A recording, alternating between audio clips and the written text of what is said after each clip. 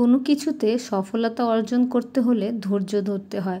আর ধৈর্য অনেক বড় একটা ব্যাপার, যেরকমটা আমি ধরে আছি। আমার এই ইউটিউব চ্যানেলটা কিন্তু অনেক দিনের, কিন্তু ধৈর্য সহকারে ভিডিও দিয়েই যাচ্ছি, যে দেখি কখন আপনাদের ভালো লাগে।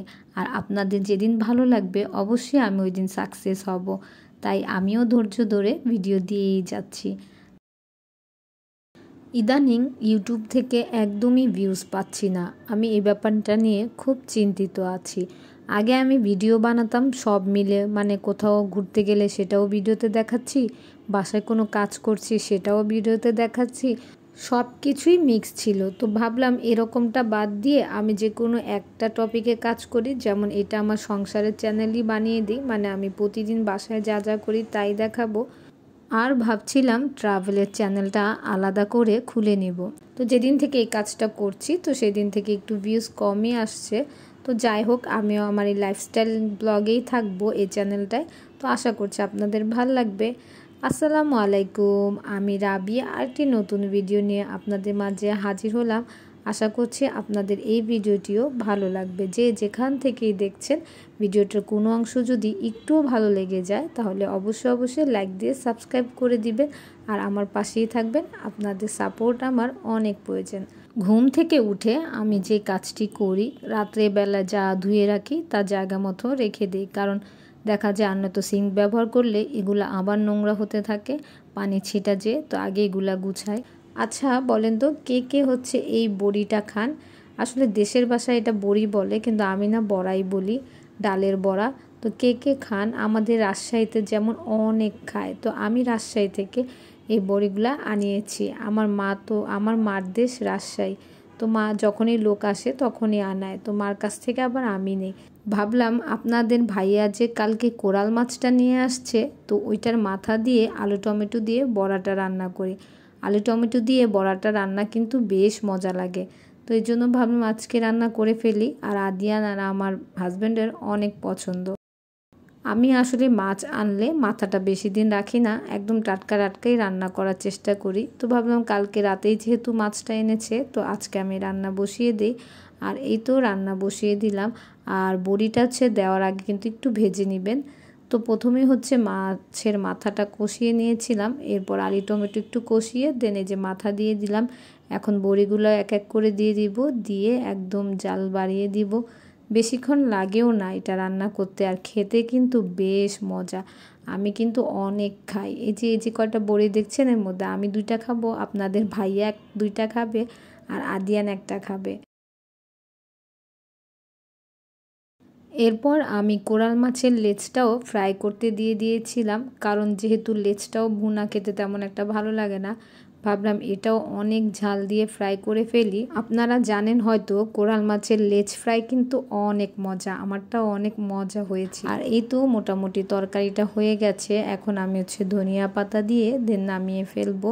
আজকের জন্য এখানেই রান্না বান্না শেষ, কারণ আমি আপনাদের সাথে কিছু প্রোডাক্ট শেয়ার করব আর কিচেনটা কিছুটা অর্গানাইজ করব। তো ভাবলাম এর জন্য আর বেশি কিছু আজকে রান্না করব না। আমি 2 দিন আগে আবার মিস্টার ডিআইতে গিয়েছিলাম, তো ভাবলাম যে দেখি কিছু কেনা যায় নাকি।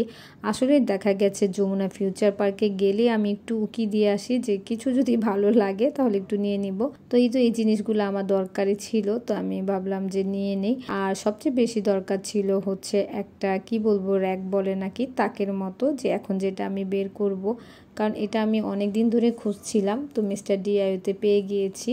তো আপনারাও দেখেন, এটা একটা শেলফের মতো, যে নিচে ও জিনিসপত্র রাখতে পারবেন, আবার উপরেও।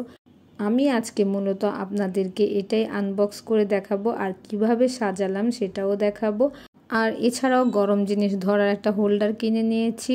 আর এটা 2টা বক্স আমার লাগতো, এই জন্য এনেছি বয়মগুলা। আর একটা তেল রাখার জন্য বয়ম এনেছি। তো এই ছিল কেনাকাটা। তো চলেন আজকে এই র্যাক দিয়ে এটা একটু সাজাই। তাছাড়া আমি আরেকটা জিনিসও এনেছি, এটা তো খুবই সুন্দর। আর এটা আমি মূলত আমার বিজনেসের জন্য এনেছি, আমি টুকটাকি বিজনেস করি। তো ভাবলাম যে এটা আমার খুব পছন্দ হয়েছে, তো এটাও নিয়ে নিই আর আপনাদেরকেও দেখাই। আমি অন্যান্য পেজে এটা 1850 করে দেখি, তো আমার কাছ থেকে কেউ যদি নিতে চান আমি 1550-এ দিয়ে দিতে পারবো, কারণ আমার হচ্ছে এগুলা একদম ডিলারের কাছ থেকে নিয়ে আসি, তো অনেক দাম কম পড়ে। আর দেখেন এটা একদম এয়ারটাইট, এটা আপনার চকলেট, চিনি মানে যে কোনো কাজে এই জারগুলা ব্যবহার করতে পারবেন। এই জারগুলা কিন্তু এখন খুবই ভাইরাল আর ট্রেন্ডিংয়ে আছে, তো চাইলেই আমার কাছ থেকে নিতে পারেন। তো চলেন আজকে হচ্ছে আমরা এই যে সাজিয়ে ফেলি এটা দিয়ে।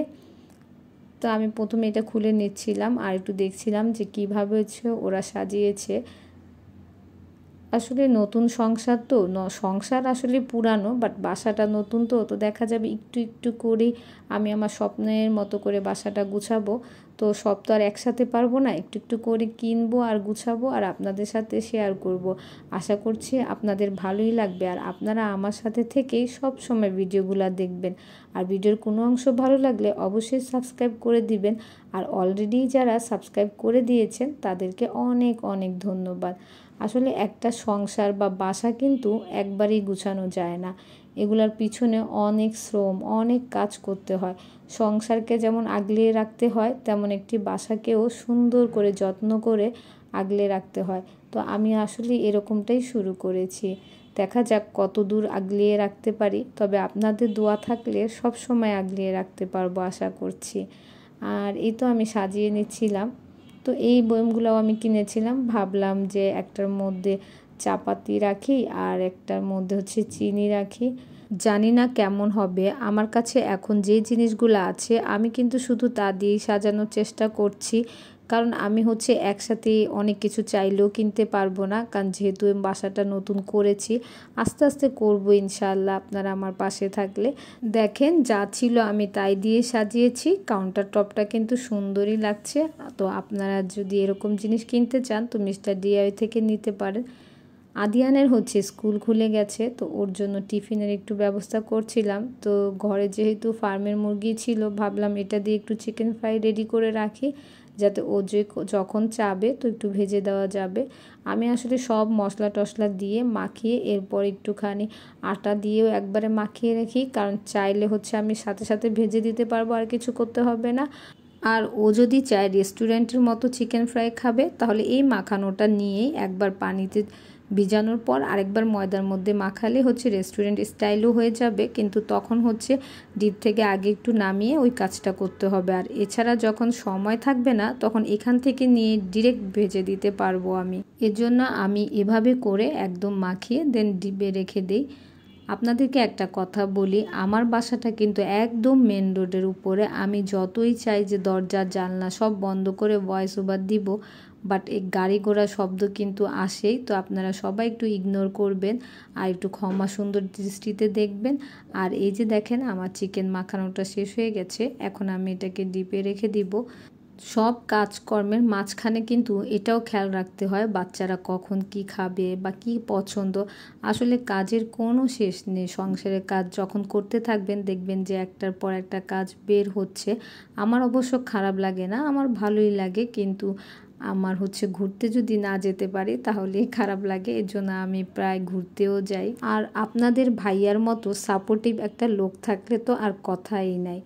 ও আমাকে অনেক কিছুতে সাপোর্ট করে, ও যে কাজ করে সাপোর্ট করবে সেটা না, বা টুকটাক অনেক কিছুতেই সাপোর্ট করে আর সব সময় আমার পাশেই থাকে, এটাই আমার জন্য অনেক বড় একটা শক্তি।